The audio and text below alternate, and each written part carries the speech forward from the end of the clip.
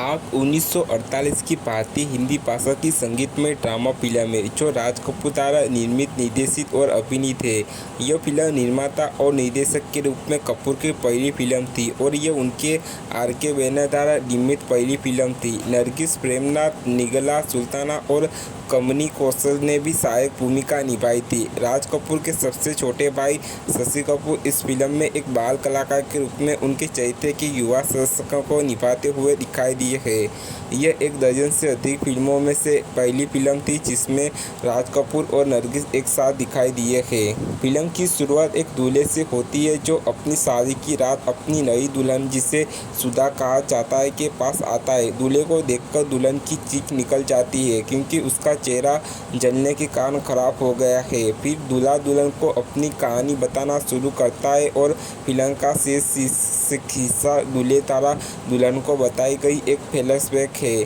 कहानी केवल नाम के एक लड़के के बारे में है जो थिएटर का शौकीन है लेकिन वकीलों के परिवार से आता है। लड़का केवल जब वह 10 वर्ष का था तब स्कूल से सहपाठी के रूप में निम्मी उपनाम वाली लड़की निर्मला पर मोहित हो गया था। वे दोनों थिएटर का आनंद लेते हैं और केवल अपने स्कूल में एक नाटक देखते समय एक थिएटर कंपनी खोलने और मुख्य अभिनेत्री के रूप में निम्मी के साथ अपने नाटक में अभिनय करने का अपना सपना सजा करते हैं। वह जल्दी ही निम्मी के साथ अपने पड़ोस में एक नाटक का मंचन करने की योजना बनाता है लेकिन वह उसे छोड़ देती है क्योंकि प्रीमियर के दिन उसका परिवार दूसरे शहर में चला जाता है। युवा केवल ने इसे दिल से अलगा लिया लेकिन स्कूल खत्म करने के बाद केवल अनिश्चितता से अपने पिता की मांग को माना लेता है कि वह कानून की पढ़ाई करके पारिवारिक परंपरा को जारी रखेगा और उनके पूर्वजों की तरह एक सफल वकील बनेगा।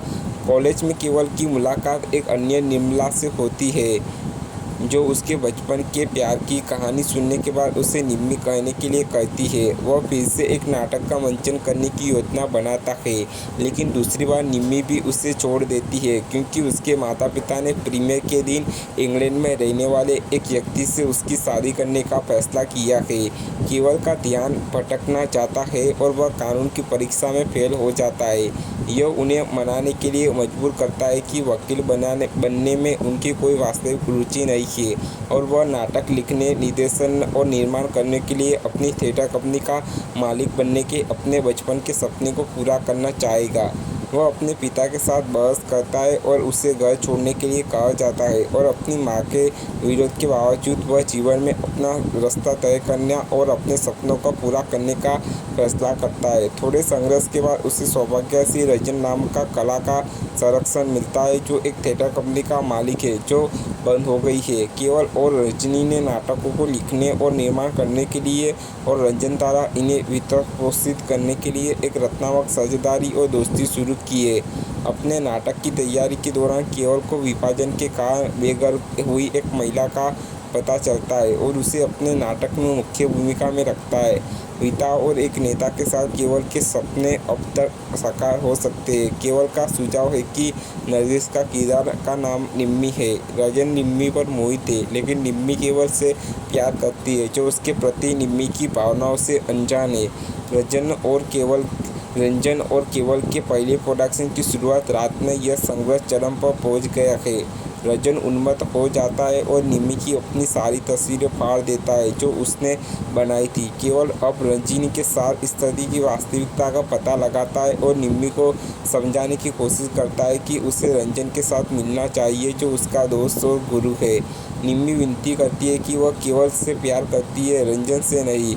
नाटक शुरू होता है और के माता पिता मौजूद हैं जिनके साथ उसने रिश्ते ठीक कर लिए हैं और केवल एक जलती हुई मशाल लेता है और अपना चेहरा जला देता है। इस कृत्य के दौरान जिसे केवल रंजन के साथ अपनी दोस्ती को बचाने के लिए एक बलिदान के रूप में देखता है, मंच पर आग लग जाती है और पूरी प्रोडक्शन कंपनी जलकर खाक हो जाती है और वह विकृत हो जाता है। इसके बाद केवल निम्मी का सामना करता है जो उसकी विकृति से निराश हो जाती है और उसे बताती है कि वह केवल उसकी बाहरी सुंदरता के कारण उसे पसंद करती थी और केवल सच्ची निम्मी ही है उसे पसंद करती थी क्योंकि वह अंदर से है निम्मी। चेहरे पर पट्टी बांधकर अस्पताल में केवल से मिलने जाती है। निम्मी फूल चढ़ाती है और केवल उसकी उंगली पर एक अंगूठी देखता है, जिसके बारे में निम्मी उसे बताती है कि यह उसे रंजन ने दी थी।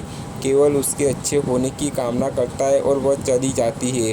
कैमरा वर्तमान में वापस आता है और शादी की रात, जहां केवल सुधा को बता रहा है कि बचपन में की निम्मी उसे समझती थी और केवल वही ही उसे स्वीकार करेगी जैसा वह है। सुधा सुझाव देती है कि केवल को पता नहीं चलेगा कि निम्मी उसके सामने खड़ी है। सुधा असली निम्मी निकली और केवल को वैसे ही स्वीकार कर लेती है जैसा वह है। केवल और निम्मी ने मिलकर एक थिएटर कंपनी खोलने की अपनी प्रतिज्ञा दोहराई है।